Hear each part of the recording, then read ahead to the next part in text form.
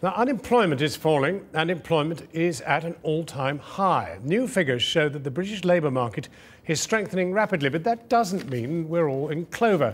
Pay packets are still growing very slowly and interest rates could be going up much sooner than the Bank of England governor originally predicted. Here's our economics editor, Faisal Islam.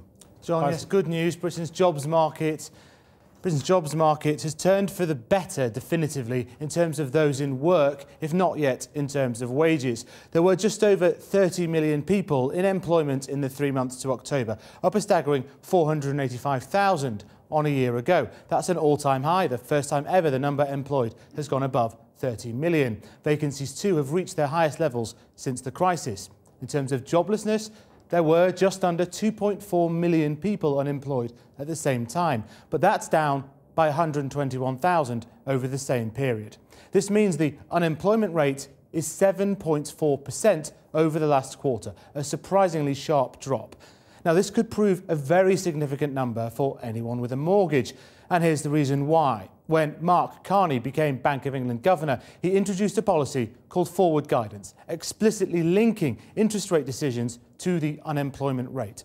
When he arrived in July, Mr Carney told us that until the unemployment rate fell below 7%, he'd be leaving interest rates on hold at 0.5%. He wouldn't even think about it. At the time, when the economy was barely growing, that wasn't expected to happen until the middle of 2016. Since then, everything's changed, growth has taken off and unemployment is falling fast. Now it's possible the 7% threshold could be breached as soon as spring next year. Indeed, on the monthly measure, it's there already. So does that mean interest rates will move then? Well, Mr Carney did give himself some wiggle room when he announced his new policy. He emphasised the 7% threshold was only the point when the bank would start to think about raising rates. It's not an automatic trigger. And it's not a boom yet for most of us. Figures today showed pay growth is still trailing inflation by a long way. Mr Carney may feel that this recovery still needs the boost of low interest rates for some time to come. But it seems clear the first rise in interest rates is getting closer. It's going to be a difficult decision for Mr Carney and the Bank of England committee when it arrives. And one option would be to fudge things and change the threshold to, say, 6.5% in order to retain low rates. One decision he has taken today, though, is also about our money. Britain's notes are going from paper to plastic. The £5 and £10 notes will be printed for cost, security and environmental reasons on polymer from 2016. And John, just for you, I have some sample readies for your tactile experimentation. I cannot wait. I mean they look great.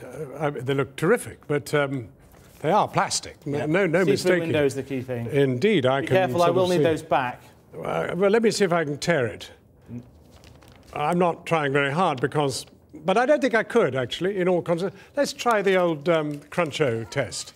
Right. Oh, my goodness. Well, actually, it's pretty amazing. But actually, the ultimate test, let's try sinking the thing. I do apologise, Your Majesty. Magic. Absolute You can magic. bake them 100 degrees Celsius. Absolute magic. Terrific. OK, thanks a lot. Oh, you need them back because Mr Carney wants them. Sorry.